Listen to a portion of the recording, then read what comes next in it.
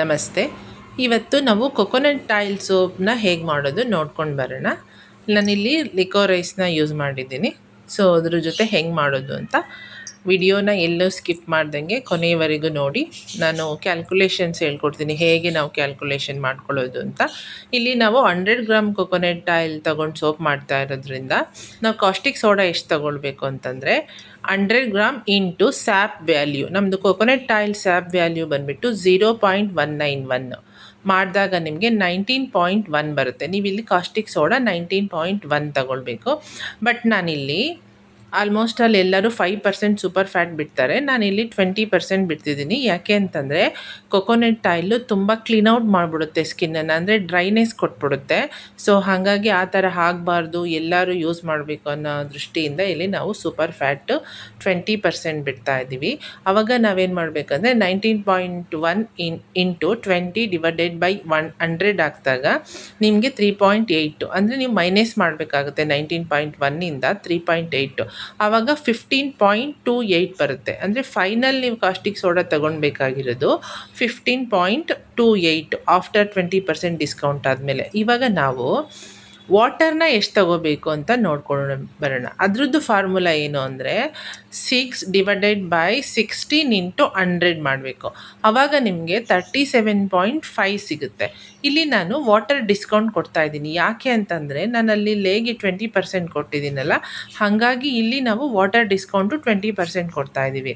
ಆವಾಗ ನೀವು ಏನು ರಿಸಲ್ಟ್ ಬಂದಿರುತ್ತೆ 37.5ನ ಇಂಟು 20 ಡಿವೈಡೆಡ್ ಬೈ 100 ಮಾಡಿದಾಗ 7.5 ಬರುತ್ತೆ. ನೀವು 37.5 ಮೈನಸ್ 7.5 ಮೈನಸ್ ಮಾಡಿದಾಗ 30 ಗ್ರಾಮ್ ಬರುತ್ತೆ. ಅಂದರೆ ನೀವಿಲ್ಲಿ ವಾಟರ್ನ 30 ಗ್ರಾಮ್ ತಗೊಳ್ಬೇಕಾಗತ್ತೆ.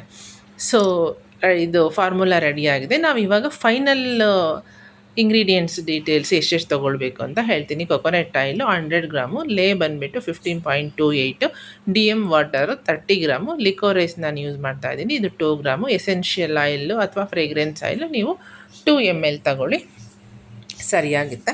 ಇವಾಗ ನಾವು ನೋಡ್ಕೊಂಡು ಬರೋಣ ಕ್ವಿಕ್ಕಾಗಿ ಹೇಗೆ ಮಾಡೋದು ಅಂತ ಅಂದ್ಕೊಂಡ್ಬಿಟ್ಟು. ಇಲ್ಲಿ ನಾನು DM ವಾಟರ್ನ ಮೆಷರ್ ಮಾಡ್ಕೊಳ್ತಾ ಇದ್ದೀನಿ. ಇದು DM ವಾಟರ್ ಮೆಷರ್ಮೆಂಟ್ ಮಾಡ್ಕೊಂಡಾದಮೇಲೆ ನೀವು ಕಾಸ್ಟಿಕ್ ಸೋಡಾ ನಿಮಗೆ ಹೊರಗಡೆ ಎಲ್ಲ ಅಂಗಡಿಗಳಲ್ಲಿ ಸಿಗುತ್ತೆ, ಆನ್ಲೈನಲ್ಲಿ ಕೂಡ ಈಸಿಯಾಗಿ ಸಿಗುತ್ತೆ. ಇದನ್ನು ಮೆಷರ್ ಮಾಡ್ಕೊಳ್ಳಿ. ಮತ್ತು ಏನಂದರೆ ನೀವು ಇದನ್ನು ಮಾಡಬೇಕಾದ್ರೆ ಗ್ಲೌಸು ಮಾಸ್ಕ್ ಎಲ್ಲ ಹಾಕ್ಕೊಳ್ಳಿ. ಏಕೆಂದರೆ ಕಾಸ್ಟಿಕ್ ಸೋಡಾ ಏನಾದರೂ ಕೈ ಮೇಲೆ ಬಿದ್ದರೆ ಉರಿಯುತ್ತೆ. ಸೊ ಹಾಗಾಗಿ ಮಕ್ಕಳೆಲ್ಲ ಪಕ್ಕದಲ್ಲಿ ಇಟ್ಕೋಬೇಡಿ, ಮಾಡಬೇಕಾದ್ರೆ ಸ್ವಲ್ಪ ದೂರನೇ ಇರಲಿ. ಇದನ್ನು ನಾವು ಎರಡನ್ನು ಮಿಕ್ಸ್ ಮಾಡಿ ಇದನ್ನು ಡಿಸಾಲ್ವ್ ಮಾಡೋಣ. ಸೊ ಇದು ನೀರಲ್ಲಿ ಹಾಕಿದ ತಕ್ಷಣ ಬಿಸಿ ಆಗುತ್ತೆ. ಸೊ ಹಾಗಾಗಿ ನೀವೇನು ಮಾಡಿ ಅಂತಂದರೆ 10ರಿಂದ 15 ನಿಮಿಷ ವೆಯ್ಟ್ ಮಾಡಿ. ಇದು ಕರಗಬೇಕು ಮತ್ತು ತಣ್ಣಗಾಗಬೇಕು. ಅದಾದಮೇಲೆ ನಾವು ಯೂಸ್ ಮಾಡೋದು. ಇಲ್ಲಿ ನಾನು ಕೊಕೊನಟ್ ಆಯಿಲ್ನ ಮೆಷರ್ ಮಾಡಿಬಿಟ್ಟು ಇಟ್ಕೊಂಡಿದ್ದೀನಿ 100 ಗ್ರಾಮ್ನ. ಇದನ್ನು ನಾನಿವಾಗ 100 ಗ್ರಾಮ್ನ ಹಾಕ್ಕೊಳ್ತಾ ಇದ್ದೀನಿ. ನಾನೇನು ಅವಾಗಲೇ ಮಾಡಿಟ್ಕೊಂಡಿದ್ದೀನಲ್ವ ಲೇ ಸೊಲ್ಯೂಷನ್ನು, ಅದನ್ನು ಇದರಲ್ಲಿ ಹಾಕ್ತಾಯಿದ್ದೀನಿ. ನಾನು ಇಲ್ಲಿ ಸೋಸ್ಕೊತಾ ಇದ್ದೀನಿ, ಏಕೆಂದರೆ ಒಂದೊಂದು ಸತಿ ಪಾರ್ಟಿಕಲ್ಸ್ ಉಳ್ಕೊಂಡಿರುತ್ತೆ. ಸೊ ಹಾಗಾಗಿ ಇದನ್ನು ಸೋಸ್ಕೊಂಡು ತಗೊಂಡು ಇದನ್ನು ನಾವು ಮಿಕ್ಸ್ ಮಾಡಿ, ನಾನಿಲ್ಲಿ ಬ್ಲೆಂಡರಲ್ಲಿ ಮಾಡ್ತಾಯಿದ್ದೀನಿ. ಬ್ಲೆಂಡರ್ ಇಲ್ಲ ಅಂತಂದರೆ ನೀವು ಯಾವುದಾದ್ರೂ ಸ್ಟಿಕ್ ತಗೊಂಡು ಮಾಡಿ. ಬ್ಲೆಂಡರಲ್ಲಿ ಮಾಡಿದರೆ ಬೇಗ ಆಗುತ್ತೆ, ಇಲ್ಲಾಂದರೆ ಸ್ವಲ್ಪ ಲೇಟ್ ಆಗುತ್ತೆ. ಇವಾಗ ನೀವು ಕೇಳ್ಬೋದು, ಲೇ ಬಂದುಬಿಟ್ಟು ಕೆಮಿಕಲ್ ಅಲ್ವಾ ಅಂತ. ಹೌದು, ಆದರೆ ಇದು ಹಾರ್ಡ್ನೆಸ್ ಆಗೋಕ್ಕೆ ನಮಗೆ ಲೇ ಸೊಲ್ಯೂಷನ್ ಬೇಕು.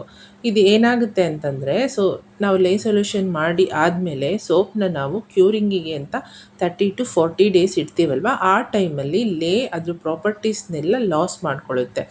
ಸೊ ಆವಾಗ ನಮಗೆ ನ್ಯಾಚುರಲ್ ಆಗಿರೋ ಸೋಪ್ ಸಿಗುತ್ತೆ. ಸೊ ಇವಾಗ ನೀವು ಇದನ್ನು ನ್ಯಾಚುರಲ್ ಸೋಪ್ ಅಂತಲೇ ಬೇಕಾದರೆ ಕನ್ಸಿಡರ್ ಮಾಡ್ಬೋದು. ಇವಾಗ ನಾನಿಲ್ಲಿ ಲಿಕೋರೈಸ್ ಪೌಡರ್, ಈ ಲಿಕೋರೈಸ್ ನಿಮಗೆ ಏನು ಮಾಡುತ್ತೆ ಅಂದರೆ ಸ್ಕಿನ್ನನ್ನು ಬ್ರೈಟ್ನಿಂಗ್ ಮಾಡುತ್ತೆ. ಆಮೇಲೆ ಈ ಪಿಗ್ಮೆಂಟೇಷನ್ಸ್ ಎಲ್ಲ ಇದ್ದರೆ ಅದನ್ನೆಲ್ಲ ಹೋಗಲಾಡಿಸುತ್ತೆ. ಆಮೇಲೆ ಸನ್ ಟ್ಯಾನು ಆ ಥರ ಎಲ್ಲ ಏನಾದರೂ ಆಗಿದ್ರೂ ಕೂಡ ರೆಗ್ಯುಲರ್ ಯೂಸ್ ಮಾಡ್ತಾ ಬಂದಾಗ ನಿಮಗೆ ಹೋಗುತ್ತೆ, ಹೆಲ್ತಿ ಸ್ಕಿನ್ ಇರುತ್ತೆ. ಸೊ ಹಾಗಾಗಿ ನಾನಿಲ್ಲಿ ಲಿಕೋರೈಸ್ನ ತಗೊಂಡಿದ್ದೀನಿ. ಇದನ್ನು ಚೆನ್ನಾಗಿ ಬ್ಲೆಂಡ್ ಮಾಡಿ, ಯಾವುದು ಪಾರ್ಟಿಕಲ್ಸ್ ಉಳ್ಕೊಂಡಿರಬಾರ್ದು, ಅಂದರೆ ಗಂಟು ಥರ ಎಲ್ಲ ಇರಬಾರ್ದು, ನೀಟಾಗಿ ಬ್ಲೆಂಡ್ ಆಗಬೇಕು. ಅಲ್ಲಿವರೆಗೂ ಮಾಡಿ. ನನ್ನ ಚಾನಲ್ ನಿಮಗೆ ಇಷ್ಟ ಆಯಿತು ಅಂದರೆ ಮರೀದೆ ಸಬ್ಸ್ಕ್ರೈಬ್ ಮಾಡಿ. ಮತ್ತು ನಾನಿಲ್ಲಿ ಫ್ರೇಗ್ರೆನ್ಸ್ ಆಯಿಲ್ ಹಾಕ್ಕೊಳ್ತಾ ಇದ್ದೀನಿ ಸ್ಮೆಲ್ಗೋಸ್ಕರ. ನೀವು ಬೇಕಾದರೆ ಇದನ್ನು ಸ್ಕಿಪ್ ಮಾಡ್ಬೋದು, ಇಲ್ಲ ಎಸೆನ್ಷಿಯಲ್ ಆಯಿಲ್ ಹಾಕ್ಕೊಳ್ಬೋದು. ಅದು ನಿಮ್ಮ ಚಾಯ್ಸು. ಆಮೇಲೆ ಚೆನ್ನಾಗಿ ಅದು ಕೂಡ ಮಿಕ್ಸ್ ಆಗಂಗೆ ಬ್ಲೆಂಡ್ ಮಾಡಿ ಆಗಿ ಒಂದು ಕನ್ಸಿಸ್ಟೆನ್ಸಿ ಅಂದರೆ ಸ್ವಲ್ಪ ತಿಕ್ನೆಸ್ ಬಂದಿದೆ ಅಂತಂದಮೇಲೆ ನೀವು ಮೋಲ್ಡ್ ಮಾಡ್ಕೊಳ್ಬೋದು. ಇದನ್ನು ಪ್ರತಿಯೊಬ್ಬರು ಮಾಡ್ಕೊಳ್ಳಿ. ನಿಮಗೇನಾದರೂ ಡೌಟ್ಸ್ ಇದ್ದರೆ ಕಮೆಂಟ್ ಸೆಕ್ಷನ್ನಲ್ಲಿ ಹಾಕಿ ಆನ್ಸರ್ ಮಾಡ್ತೀನಿ. ನೆಕ್ಸ್ಟು ಕೂಡ ಮಲ್ಟಿಪಲ್ ಆಯಿಲ್ನ ಯೂಸ್ ಮಾಡಿ ಹೇಗೆ ಸೋಪ್ ಮಾಡೋದು, ಡ್ರೈ ಸ್ಕಿನ್ ಅವ್ರಿಗೆ ಹೇಗೆ ಮಾಡೋದು, ಆಯಿಲಿ ಸ್ಕಿನ್ ಅವ್ರಿಗೆ ಹೇಗೆ ಮಾಡೋದು ಅಂತ ಹೇಳ್ಕೊಡ್ತೀನಿ. ತಪ್ಪದೆ ಚಾನಲ್ನ ಸಬ್ಸ್ಕ್ರೈಬ್ ಮಾಡಿ ಮತ್ತು ಶೇರ್ ಮಾಡಿ, ತುಂಬ ಜನಕ್ಕೆ ಹೆಲ್ಪ್ ಆಗುತ್ತೆ. ಮತ್ತು ತುಂಬ ಜನ ಇದೇ ಥರ ಮಾಡಿ ಸೋಪ್ ಮಾಡಿ ಬಿಸ್ನೆಸ್ ಕೂಡ ಮಾಡ್ತಿದ್ದಾರೆ. ನೀವು ಕೋಲ್ಡ್ ಪ್ರೊಸೆಸ್ ಸೋಪ್ ಮಾಡಿ ಬಿಸ್ನೆಸ್ ಕೂಡ ಹೋಮ್ ಮೇಡ್ ಸೋಪ್ ಅಂತ ಮಾಡಿ ಬಿಸ್ನೆಸ್ ಮನೆಯಿಂದನೇ ಕೂಡ ನೀವು ಮಾಡ್ಬೋದು. ಇವಾಗ ನಾವು ಇದು ನೋಡಿ ರೆಡಿಯಾಗಿದೆ. ಇದು ರೆಡಿಯಾಗಿ ಆದಮೇಲೆ ನಾವು ಮೋಲ್ಡ್ಗೆ ಹಾಕೋಣ. ಮೋಲ್ಡ್ಗೆ ಹಾಕಿ ಆದಮೇಲೆ ನೀವು 1 ಡೇ ವೆಯ್ಟ್ ಮಾಡಬೇಕಾಗುತ್ತೆ. ಏಕೆಂದರೆ ಮೋಲ್ಡಿಂದ ಡಿಮೋಲ್ಡ್ ಮಾಡಬೇಕಂದ್ರೆ ಅದು ಹಾರ್ಡಾಗಿರಬೇಕು. ಅದು ಹಾರ್ಡಾಗೋ ತನಕ ವೆಯ್ಟ್ ಮಾಡಬೇಕು. ಇದು ಕೊಕೊನೆಟ್ ಆಯಿಲಿಂದ ಮಾಡಿರೋದು ತುಂಬ ಹಾರ್ಡಾಗುತ್ತೆ ಮತ್ತು ನೊರೆ ಕೂಡ ತುಂಬ ಎಕ್ಸ್ಟ್ರೀಮಾಗಿ ಬರುತ್ತೆ. ಕೊಕೊನೆಟ್ ಆಯಿಲಲ್ಲಿ ಜಾಸ್ತಿ ನೊರೆ ಬರುತ್ತೆ ಸೋಪಲ್ಲಿ. ಸೊ ಇವಾಗ ನೋಡಿ ಮೋಲ್ಡ್ ಮಾಡಿದ್ದೀನಿ. ಈಗ ನಾನು ಇದನ್ನು 1 ಡೇ ಬಿಟ್ಟಾದಮೇಲೆ ಡಿಮೋಲ್ಡ್ ಮಾಡಿ ತೋರಿಸ್ತೀನಿ ಹೇಗಾಗಿರುತ್ತೆ ನೋಡಿ. ನೋಡಿ ಇದು ಡ್ರೈ ಆಗಿದೆ, ಗಟ್ಟಿಯಾಗಿದೆ. ಇವಾಗ ನಾನು ಇದನ್ನು ಡಿಮೋಲ್ಡ್ ಮಾಡ್ತಾಯಿದ್ದೀನಿ. ನೋಡಿ ಎಷ್ಟು ಚೆನ್ನಾಗಿ ಬಂದಿದೆ ಅಂದರೆ ಸೋಪು ನಿಜವಾಗ್ಲೂ ಚೆನ್ನಾಗಿ ಬಂದಿದೆ. ರೆಡಿಯಾಗಿದೆ ನೋಡಿ. ಇದನ್ನು ನೀವು ಏನು ಮಾಡಬೇಕಂದ್ರೆ 30 to 40 ಡೇಸು ಕ್ಯೂರಿಂಗಿಗೆ ಬಿಡಬೇಕು. ಅದಾದಮೇಲೆ ನೀವು ಇದನ್ನು ಯೂಸ್ ಮಾಡಬೇಕು. ಸಪೋಸ್ ಸೇಲ್ ಮಾಡೋದಾದ್ರೂ 30ರಿಂದ 40 ದಿನ ಆದಮೇಲೆ ನೀವು ಸೇಲ್ ಮಾಡಬೇಕು. ನನ್ನ ಚಾನಲ್ನ ವಾಚ್ ಮಾಡಿದ್ದಕ್ಕೆ ಥ್ಯಾಂಕ್ ಯು.